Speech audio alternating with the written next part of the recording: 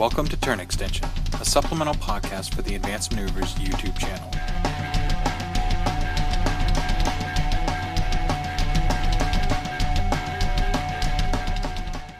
Hey everybody, welcome to another episode of Turn Extension. My name is Tony, or Polar Bear Cub on the forums. Hey everybody, it's Kevin Dowdark on the forums. Devin Cutthroat Cure on the forums. So as we said last week, one of the things we wanted to do with today's podcast is we wanted to actually address some more viewer questions, since that our last episode when we did this was quite popular, and there actually seemed to be a lot of interest in people wanting to know what we had to tell them. So we put out a post, and we actually got a decent amount of responses asking us an assortment of questions that they wanted to get answers for. So one of the first questions I definitely wanted to point out, just because I felt like and I enjoyed it, was from Matthew Thomas, and pronounced that. He says, my fiance got into Warmachine just before the announcement of MK3 after falling in love with the Harvey model. She's having trouble keeping her alive and getting a feel of how to play her. What advice can we give? Well, I know a lot of people are actually having troubles with that specific model, mostly just because of the change to armor has definitely been a scenario where, you know, Harvey used to be able to run forward feet, sit on all of her focus and go, I'm armor 24, fuck off. Now that she's just a flat 14, no matter what, she is super, capable of dying to pop gun shooting. She may have 10 focus that she gets to spend to knock off 5, but enough pop guns, I mean, you can bring an army with 20 of those and you can kill her with no issue. The biggest thing with Harvey is, I think gone are the days where Harvey is going to be able to feat and lock down an entire army. I think it's going to be more of a scenario of you need to look at her and go, all right, I need to feat to lock down this half of the board. I'm not going to be able to run into the middle of my opponent's, army and feat and not die as a result of that. So you need to plan for that, that scenario. Also, the fact that her feet is no longer at her control, it's in her command, really, really shrinks it down. So I think a lot of people are still trying to live the dream of the 20-inch Harvey feet, and it doesn't exist anymore. And you can't live in that world. That's Mark II. We're not in Mark II anymore. The other thing is start looking at other large base models that you can use to actually screen her. Now, Darkfire is still a thing. You got to watch out for people who can, or Shadowfire, who can, make it so that they can still see her. But if you can get two or three large base models to run as a screen in front of her, then they can't shoot her. That's an option for you. Shield guards obviously are an option for you, and if you're not running a devout with Harvey to give her spell immunity, you're probably doing it wrong. So look at things like, I don't know, taking two of her jacks, maybe 2 range jacks, and having her trundle behind. I've seen people use Flamebringers and having 3 Flamebringers, min unit of Flamebringers standing in front of her to block line of sight, but because their defense makes it a little harder to remove them from shooting. So just look for that scenario and be super careful with how you martyr and who you martyr. Because the damage that you take from that puts her at risk. Every single time you martyr, you put her at risk. And now that she's armor 14, she's even more likely to be at risk. So you got to be really careful. Her survivability is a huge issue, and a lot of people are struggling with it. You are definitely not on your own in this scenario. So if you do end up coming up with a solution, definitely let the community know. Go out in the forums and let them know. If you guys have had situations where you've been able to keep Harvey alive successfully, post it on the bottom of this video for others to read, or post it on the forum, because I know a lot of people are asking that question. I want to play Harvey, how do I keep her alive? Yeah, and I think just to add on to that, I think some things that really do help her out are the Hierophant, to help with any of the healing, that any martyrdom that she does do, heal him up. And also Devouts are a great tool. They're relatively cheap jack, and just the ability to shield guard, that's going to be a lot of things that hurt Harvey at range. She does have the focus. She does want to spend some more focus, but range jacks are going to hurt. Shield guard, with the ability for them to be able to be 3 inches away, makes it to where they can stand far enough away that they're not going to get hit with a lot of AoEs. And it's a lot easier for you to get within 3 inches of your caster to be able to shield guard shots away from them.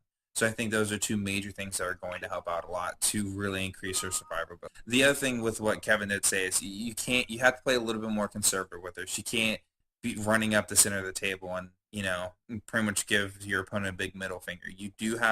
She has to play more like how almost every other protector or caster plays, which is a more conservative role, and then really deciding when is that time to get forward and pop the feet, because that feet is not as powerful as it used to be. The fact that it's only 10 inches away from her, she does have a large base, so it does extend it just a little bit, but when you pop that feet is a time where you're going in for severe to take over a big control, take over your control points, or it's getting close towards the mid to end game where you can stop a lot of threats. And then again, you pop her feet. If they're moving towards you, they're going to be damaged. So that's going to be the time where they're going to want to use their range guns. And having those to balance, I think, will really help a lot.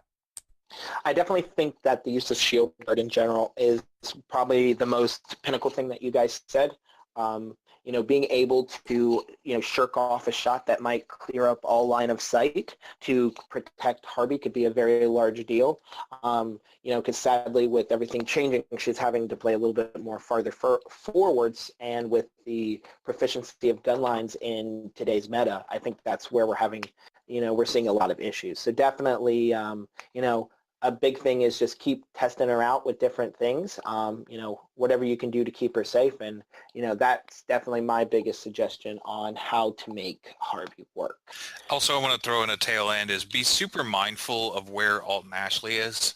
If he can get a shot off on Harvey, that's super dangerous for you. Not only does he have the ability of shooting a target and preventing you from being able to martyr that target, but if he gets a shot off on you, when you choose to martyr, you're not going to be able to heal that damage in the following turn. So it will stick. All right, guys, the next question, and I'm going to reword it a little bit just because I feel like it could be asked a little bit better for us to answer on this. So David Canty asks us, do we find ourselves holding off on purchases waiting for the errata to see how things are going to change? He says for Scorn, he's stopped entirely until he sees the revamp. I don't know. I mean, I am not necessarily holding off on purchaser models, but I don't see a lot of my stuff. I don't think is really in a fear area of changing. I mean, if anything, for convergence, things will just get a little bit better. Well, let me ask you this as a hypothetical situation. If you didn't already own Haley 2, would you be comfortable purchasing her right now? I think I still would, because even though I think that there's a chance that she might change, I'm not concerned enough to where it's going to stop me from wanting to play a caster. But also, honestly, if at this point in time, if I have not bought Haley 2, then there's probably a reason why I haven't, because I've been in the game for so long. So I'm kind of wondering why I haven't bought her yet. There's probably something else about her. So the errata could honestly change her in a way that could make me more interested. Well, think about, I mean, you got to remember that a lot of people in when Mark III or when this all new war came out, a lot of people switched over and may not necessarily be long-standing Signar players. They've been, they just got in, they've seen they've always been curious about Signar. They've been Signar curious, and then this this new edition comes out and they hear about some of the successes of Signar, some of the strengths of Signar, of a shooting meta, and they're like, I'm all in. So they may not necessarily own Haley 2, or they may not necessarily own some of the, the Storm Lances or something like that, or they were waiting for the Storm Lance box to come out. There's a variety of reasons. I think for me, yes, the answer is flat out yes. I've been collecting, or I've been picking up Kador ever since Mark III was announced, but I had not purchased the Mad Dogs until they came out. When the Mad Dog kit came out, I purchased 2 because I was like, 2 is a safe spot. I'll get 2 and be good to go. With the success of the Mad Dogs of War list, where it's the all the Mad Dogs in Kharchev, I'm not necessarily comfortable going out and getting any more. I have concerns that Privateer Press is going to come along and they're going to make, maybe it's just as simple as just increasing them from 7 to 8. And then purchasing 15 Mad Dogs turns into, well, I don't need 15 because there's no way of me actually fielding them. Now I can only have 12 or something like that. It's the problem with with purchasing, especially when you're going into a skew scenario, when Warders was the issue, when Rune Shapers and Trolls was the issue, it was always, you're buying into a skew. You need to accept the risk that the successful skew will draw the attention of Privateer Press and could potentially get nerfed. Evolutionary Elementalism, another prime example. It was going to happen. So are you okay with making a purchase that may not necessarily have the same value, or a personal value of return to you in a couple months? Now that Privateer Press has basically come out and said we're doing 6 months erratas, whenever the quote-unquote new hotness comes out, you need to realize, if I buy into this, I may only be getting 6 months of value out of it. So if it's early in the 6-month rotation, maybe you're good. I tend to associate miniature wargaming a lot of times with when you're spending money on entertainment. We go out nowadays and we'll spend, $12, $13, $14 on a movie. So you're basically spending $14 for 2 hours of entertainment. If I buy a $35 kit, will I get 4 hours of entertainment? Yeah, probably. It's like anywhere from 2 to 3 games. So it's not necessarily wasted money. I got a value out of it. But if it's early in a 6-month rotation and I spend $35, I'm most likely going to get a valued return out of it. If it's the week before an errata or the month before an errata, you may not get your returned value out of it. So it's better to wait and hold off. It's very true. For me personally, when considering this, when it comes to Trolls, I own, legitimately, if there's a model that has been released for them, I own it. And so holding off on buying stuff like that probably doesn't happen, just because I have a completionist mentality. So I definitely like to make sure that I have everything. So there's that side, but I can definitely agree with the comment you made, Kevin, about EE. I decided that, hey, this looks like it might be a lot of fun to paint, and I had a lot of really cool conversion ideas I wanted to do with this army of light war beasts, and now I have 4 slags, 3 pyres, 3 storm trolls, stuff that are actually sitting unpainted, halfway converted, because of the fact that out of the blue they changed that, and I enjoy this. If I ever want to run a bunch of pyres, it works. So I definitely think that when it comes to skews and the upcoming theme lists, that is the point that I would personally avoid purchasing. Okay. So next we're going to point out a question, just because I'm going to bring up 5 questions, actually, just because I felt at some point that people were fucking with me, because we put this question up the day that we had done this last week's podcast, and so we had 1, 2, or 5 different people ask us questions that we answered podcast. So I will say to Ryan Babcock, to Cameron Karazak. Don't butcher their names. It's Karasek, sorry. Karasek. And that we answered a lot of these questions in the previous podcast. That was episode 14. And so if you are still curious about that, you can check that out to get the questions concerning the errata. So I definitely wanted to call them out. So the next one is from Johnny Goldmain, and he has a question. He says that he had asked us some questions for the last one that he was hoping to get answered during the New Player Help podcast, that we were not able to answer just because of the focus we went with that. So I'm trying to pull this up. Facebook he's asking us, he's asking for the general consensus of when would be a good time to defeat, general battle tips, and there's another question. But so for right now, when do you guys think is a good time to defeat, and general battle tips when you're going into a match? I think that just all depends on what the feat is and who the caster is. Because with, for instance... Currently, right now, I think it's in, until this actually loads, I won't know, but I'm pretty sure it's Sorsha 2 and Kozlov. Kevin, I think that falls on you at least for Kozlov because I can't remember his feat. Oh wait, that's the +2 armor or something like that, right? And engaging. Yeah. So there's two scenarios whenever I've played Kozlov, and I've maybe gotten 10 games with him so far, so I'm not a pro at Kozlov. Please don't assume I am. I'm not even a pro at the faction, or the game for that matter. In my experience, Kozlov wants to feed in one of two scenarios. Either A, he's feeding to get the increased speed so he can get engaged further down the field. He can trigger that alpha strike. When that opponent asks, what's your speed? And you go 4, and they go, okay. And then you turn around and they put themselves so that they're not within your range, and you get the increased speed, and now you're able to pull a charge off. The other scenario is when you want to feed defensively. You want to get engagement and prevent any sort of alpha strike return, where you feed and you use the speed and the armor increase to basically just run up the board and engage your opponent's models. I usually use this more on a gun line than anything else. It's just, run up, engage, and then you can turn around and start beating face while they're engaged, because guns hate to be in melee.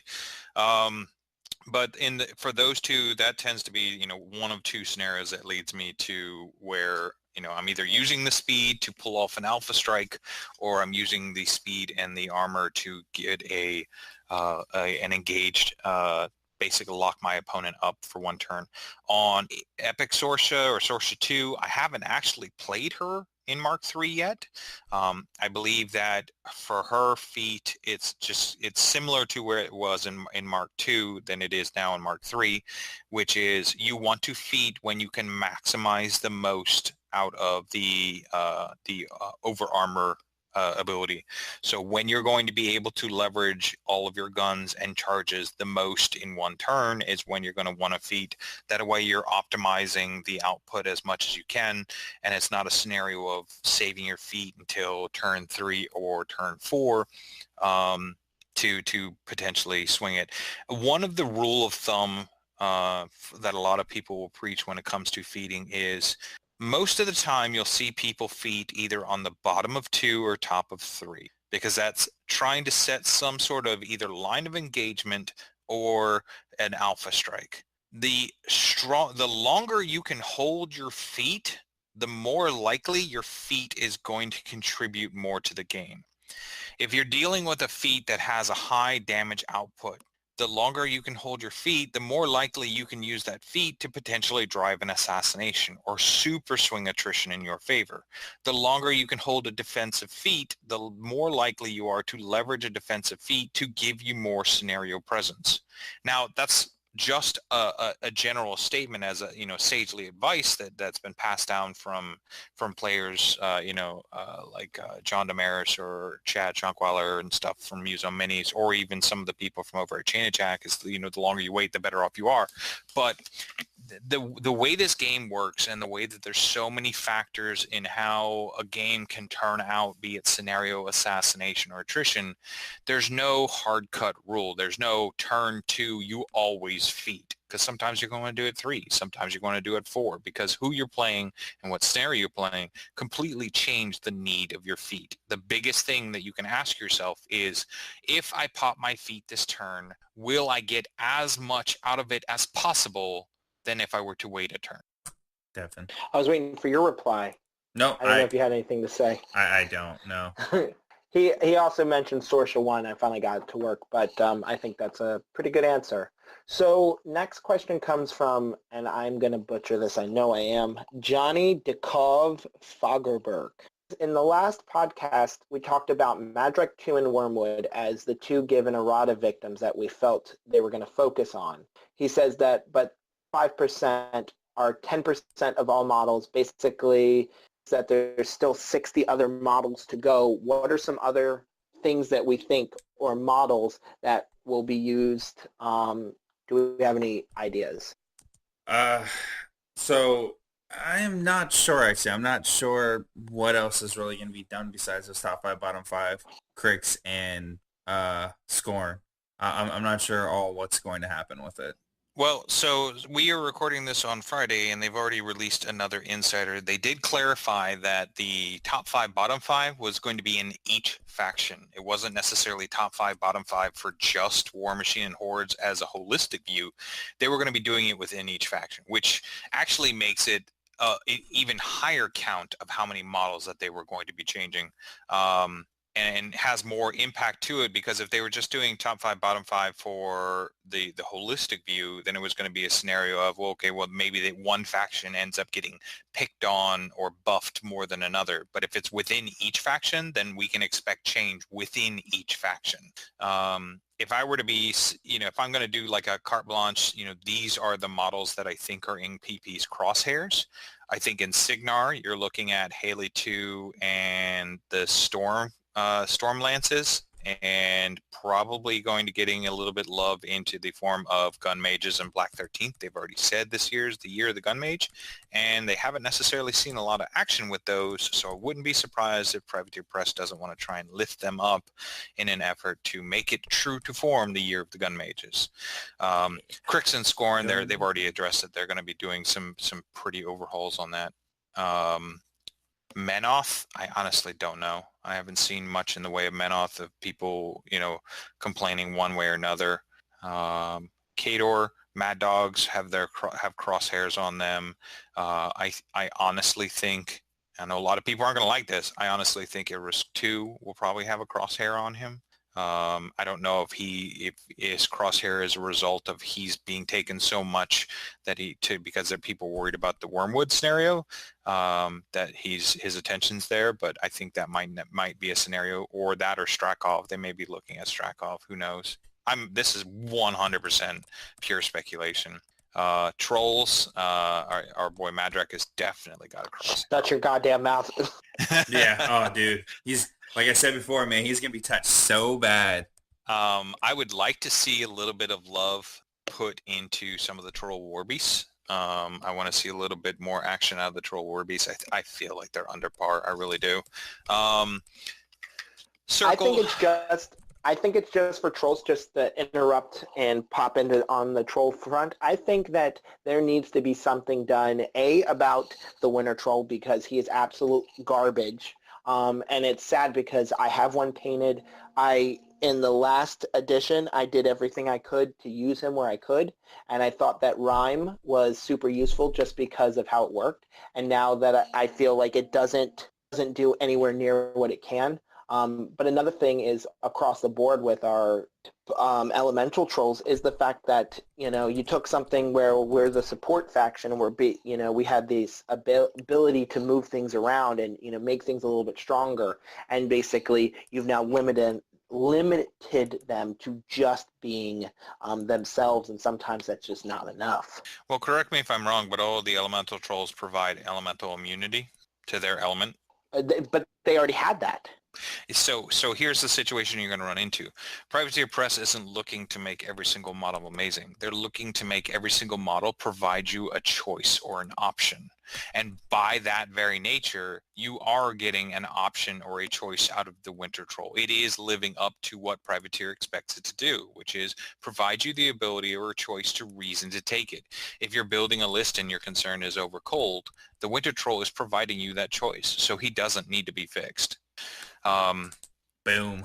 I think Circle obviously is going to get some tree touching. I honestly think that sounds awful. Just to let you know, tree touching. Some tree touching. I'm actually curious if the Wormwood fix is going to stretch outside of just Wormwood. What do you mean? I'm wondering if they're going to be putting some sort of attention on the actual forest rules. I've been thinking about it a bit, and I'm actually curious because when you start looking at a lot of the other terrain features that are out there, they have very, very blanket black or white scenarios to them. You're either on the hill or you're not on the hill. You're either within 1 inch of the wall or you're not benefiting from the wall.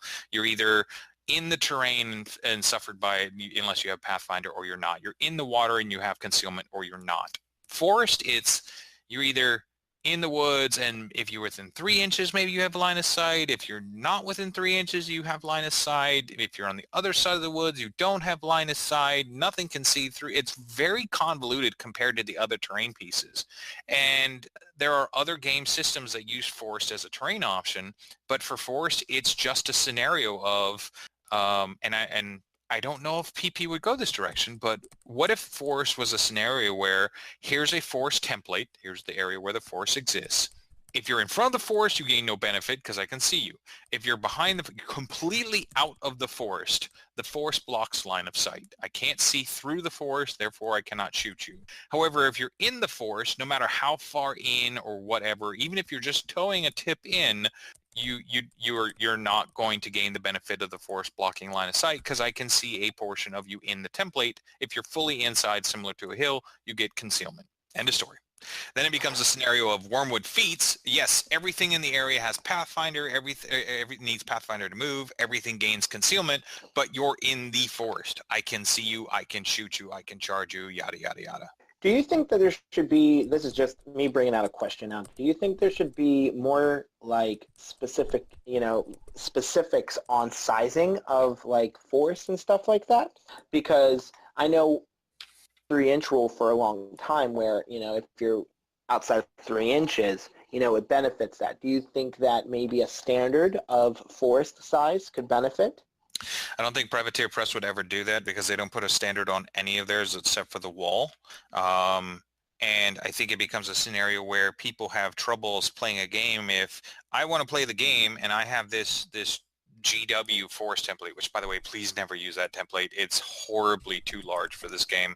But I have a GW forest template. It's the only thing I have available. Oh, it doesn't fit the size requirements. I can't use it, so I have less terrain to play with. Do you think they could do like a size area, like, especially for stuff they're doing? Because let's think about it. The only piece of terrain that we've had zero changes on, zero rules, like specifications, is the wall. The one that they actually have specifics on. We've had no erratas. We've had no changes. The reason probably for that is because they actually provide walls. And if they change the walls, they'd have to change the template. Yeah, it's true. And they've already had issues where they've had to change, the cross between the two, the walls inside the book. And even with the spray templates, stuff like that, they've had enough issues dealing with changing those. I can't imagine them standardizing the rest of them like that. Well, I mean, and maybe this is one of those, we'll throw the question out for the fans to answer. What do you think of a world where force is, if you're in it, I see you. If you're not, I can't see you. Hey, just to let you guys know, we are already at a half hour, so we do have to speed up on the questions just a little bit. We only have 2 more questions left, and one of which is just a basic one. Okay, let's go. So the other question, it's kind of a general question, and it wasn't specifically asked of us by anyone in general, but it seems to be a running trend that I've seen in all of the comments on our podcasts. So I will say the viewers ask us why we do not. It's funny that you just said that. That why we do not extend our podcast longer than our half an hour to 40-minute time frame. So I'm going to be completely honest about it. The reason why we don't spend it past the 40-minute to half hour to 40-minute is because I don't like sitting there and editing really long podcasts. Generally, in order to edit it, I usually, however long the podcast is, I spend about twice the amount of time, roughly. Usually a little bit less now, but in the beginning I'm spending about twice the amount of time to go through it because after we're done recording it, then I have to sit down and get rid of most of the silences, all of the mess ups that we do. Then I have to listen to the entire thing just to make sure there's no other misses that I forgot. So I'm lazy. That's kind of why. Also, I want to point out, just, I am super, please don't take this as us being anything but absolutely thankful that you guys want to listen to us or are being held at gunpoint to listen to us. I'm sorry for you that are being held hostage. this is a supplemental podcast. We spend so much time on doing battle reports. Cutthroat's now doing product reviews. We were trying to step into other territories like narratives and stuff like that. There's only so much free time that we have available to us.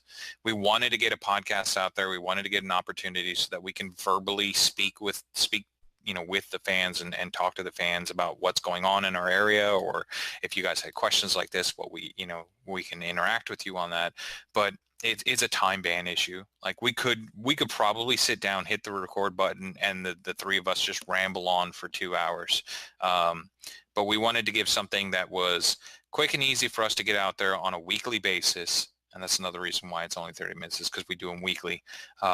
And just something that you could sit down and maybe you're driving in a car somewhere to listen to, or maybe you're painting, and we can guarantee you some level of background entertainment while you spend 30 minutes of painting a week. Honestly, if that's what you're doing, I feel that this is a success, because that's incentivizing people to paint more every week, and that's something that we want to do as a group. I think all three of us feel strongly about. We'd love to see more involvement in painting and getting people to paint, to get these models painted and on the table. Nobody likes looking at solid metal models. So we kind of just live in that world where we're trying to provide something in a short term.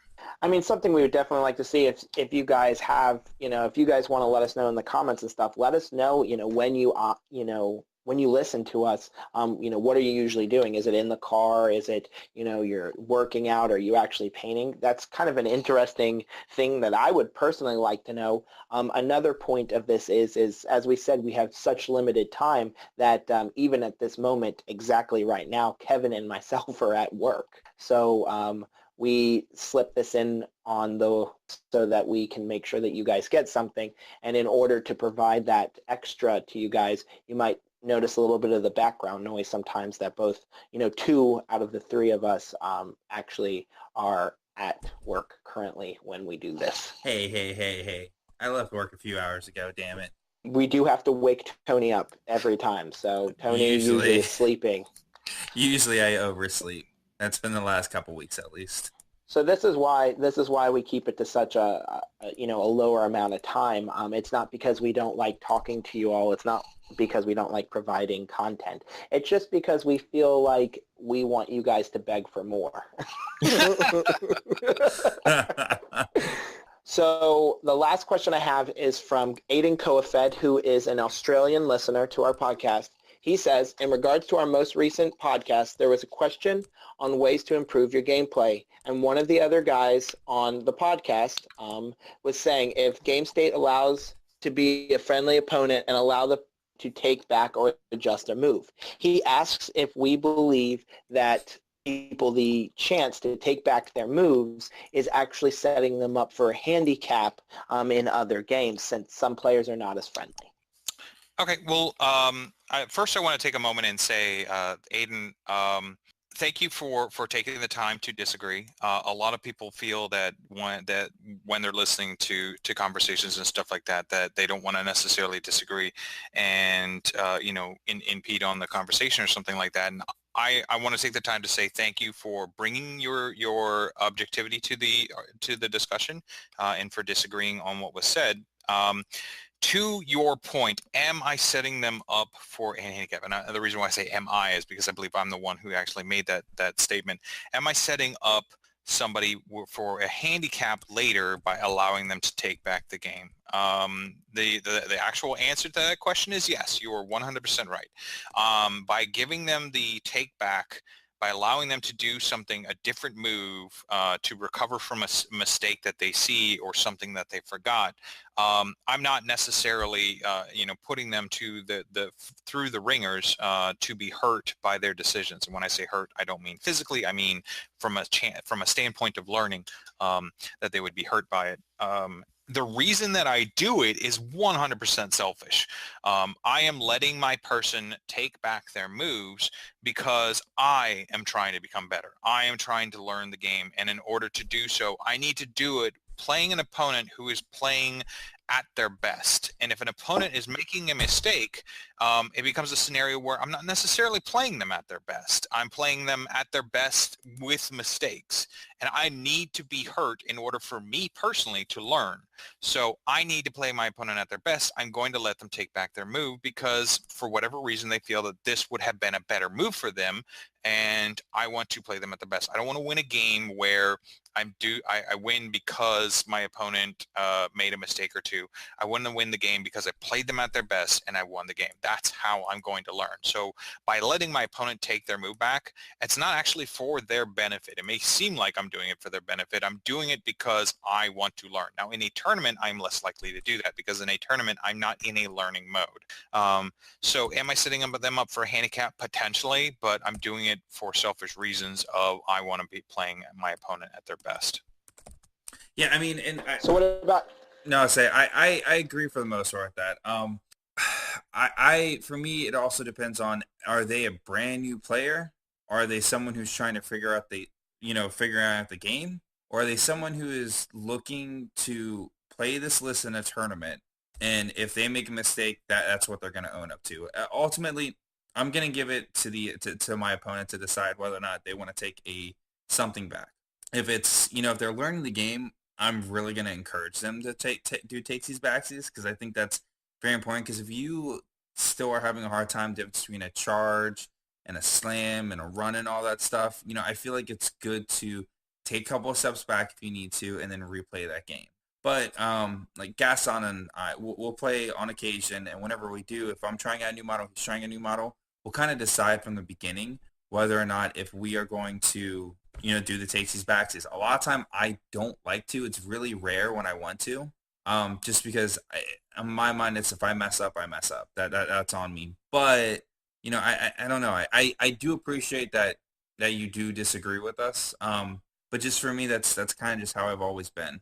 For me, it really depends on the player. Like, I know if I'm, as a PG, I play into a lot of people who, might be brand new to the game. So I can definitely say, Aiden, that if I'm playing someone that I know is either this is their first game or they are fresh out of the, gates, and I don't mind letting them take stuff back, because 90% of the time I am actively teaching them how to do things. And so therefore I will allow them to, I will explain to them how they could have done something and then take a step back and then allow them to do that in order to let them. Now, that said, that is only for people that I actively know are new players, or people that are trying to learn the game in general.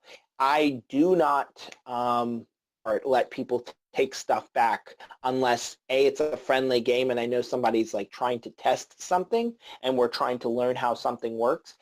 If I into a game, if I stop by the store and we're just going to play a friendly game, 90% of the time what you set is what you set. And especially with the new pre-measurement rules, I think it just epitomizes it even more. So I definitely think that sets their models down. They had ample choice to check things. I think if someone forgets, hey, I forgot to put Fury, do you mind? That's one thing. But do I think that if someone issues a charge and then finds out, hey, I'm not within a charge, and then they say to me, hey, do you mind if I redo that? I do mind, because I definitely think that you're going to learn a little bit more from the, from that, well, I never want to make that mistake again, than you will from me being lenient. So, I mean, for me, it really depends on what kind of player you are to whether or not you get the ability for a take backseat. I have to give him all the take backsies in the world. All right. So we are going to wrap up the cast on that. So I want to thank everyone for listening to another episode of Turn Extension. Thank you. Have a good night. See you, everybody.